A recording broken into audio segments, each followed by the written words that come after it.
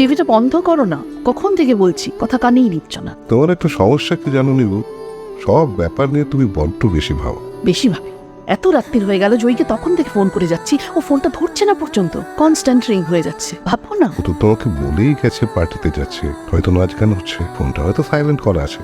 বুঝবে না তুমি, আমার যে কি জন্য এরকম টেনশন হচ্ছে সেটা বুঝবে না তুমি। পুরুষ মানুষ তো। এত টেনশনের কি হলো বলো তো? বিতানকে ফোন করেছিলে? হ্যাঁ, বিতানকে তো ফোন করেছিলাম, ও বললো বিকেলবেলা গিয়েছিল জয়ী, তারপর সন্ধ্যেবেলা বেরিয়ে গেছে। তুই আমাকে নিয়ে কতটা পজিটিভ, আজকে আমি দেখবো। পরক করে দেখ। ছাড়, আজকে টিকের বাড়িতে পার্টি আছে। তো যা না, কে বারণ করে? তোর অফিস পার্টিতে আমি এমনিতেও যেতাম না, সেমিনার আছে সন্ধ্যাবেলা। বিষয়?